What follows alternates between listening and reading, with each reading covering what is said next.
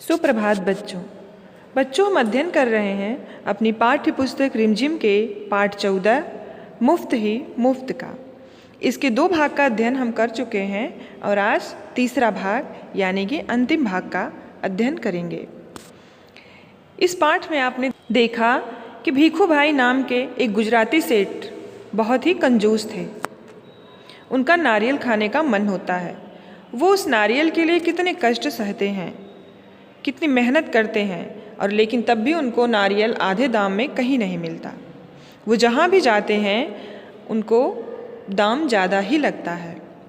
अब आइए देखते हैं भीखू भाई बगीचे में जब पहुँचते हैं नारियल लेने के लिए तो वहाँ माली से पूछते हैं कि यह नारियल कितने में बेचोगे। अब देखिए माली क्या जवाब देता है। माली ने जवाब दिया, जो पसंद आए ले जाओ काका, बस 25 पैसे का एक। देखो कितने बड़े बड़े हैं। हे भगवान, 25 पैसे! पूरा रास्ता पैदल आने के बाद भी जूते घिस गए, पैर थक गए और अब पैसे भी देने पड़ेंगे। मेरी बात मानो, एक नारियल मुफ्त में ही दे दो। हाँ देखो मैं कितना थक गया हूँ। भीखू भाई की बात सुनकर माली ने कहा, अरे काका, मुफ्त में चाहिए ना। यह रहा पेड़ और वह रहा नारियल। पेड़ पर चढ़ जाओ और जितने चाहो तोड़ लो। वहाँ नारियल की कोई कमी नहीं है। पैसे तो मेरी मेहनत के हैं। सच, जितना चाहूँ ले लूँ। भीखू भाई तो खुशी से फूले ना समाये। मेरा यहाँ तक आना बेकार नहीं गया। उन्होंने जल्दी जल्दी पेड़ पर चढ़ना शुरू कर दिया। पेड़ पर चढ़ते चढ़ते भीखू भाई ने सोचा, बहुत अच्छे, मेरी तो किस्मत खुल गई। जितने नारियल चाहे तोड़ लूँ और पैसे भी ना दूँ। क्या बात है। भीखू भाई ऊपर पहुँच गए।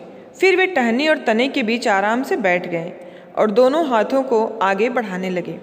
सबसे बड़े नारियल को तोड़ने के लिए जक पैर फिसल गए। भीखू भाई ने एकदम से नारियल को पकड़ लिया। उनके दोनों पैर हवा में झूलते रह गए। ओ माँ, अब मैं क्या करूं? भीखू भाई चिल्लाने लगे। अरे भाई मदद करो। उन्होंने नीचे खड़े माली से विनती की। माली ने कहा, वो मेरा काम नहीं काका, मैंने सिर्फ नारियल लेने की बात की थी। बाकी सब तुम्हारे और तुम्हारे नारियल के बीच का मामला है। पैसे नहीं, खरीदना नहीं, बेचना नहीं और मदद नहीं, सब कुछ मुफ्त। तभी ऊँट पर सवार एक आदमी वहाँ से गुजरा। अरे वो! भीखू भाई जोर जोर से बुलाने लगे, ओ ऊँट वाले, मेरे पैर वापस पेड़ पर टिका दो ना, बड़ी मेहरबानी होगी। ऊँट वाले ने सोचा, चलो मदद कर देता हूँ, मेरा क्या जाता है। ऊँट की पीठ पर खड़े होकर उसने भीखू भाई के पैरों को पकड़ लिया। ठीक उसी समय ऊँट को हरे हरे पत्ते नजर आए। पत्ते खाने के लालच में ऊँट ने गर्दन झुकाई और अपनी जगह से हट गया। बस वह आदमी ऊँट की पीठ से फिसल गया। अपनी जान बचाने के लिए उसने भीखू भाई के पैरों को कसकर पकड़ लिया। अब दोनों क्या करते, इतने में एक घुड़सवार आया।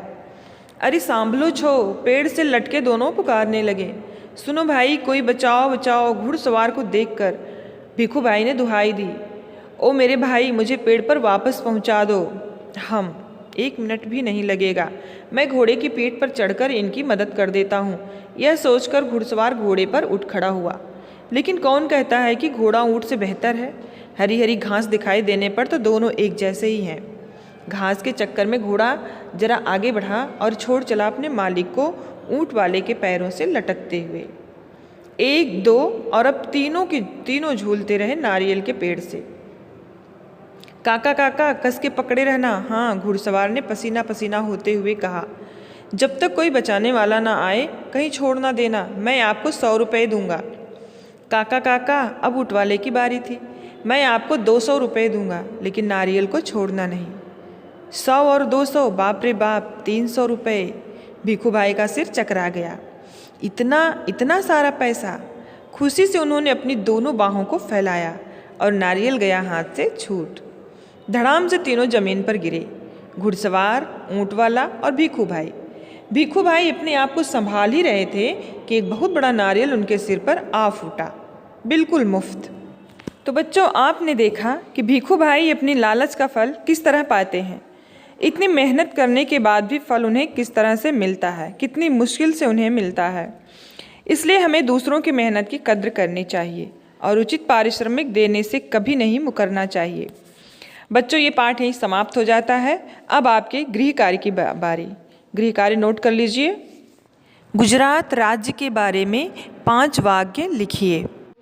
प्रस्तुत पाठ में ऊंट और घोड़े की चर्चा की गई। ऊंट और घोड़े का प्रयोग सवारी के रूप में होता है। सवारी के रूप में और कौन कौन से जानवरों का प्रयोग होता है, उनके नाम लिखिए। धन्यवाद।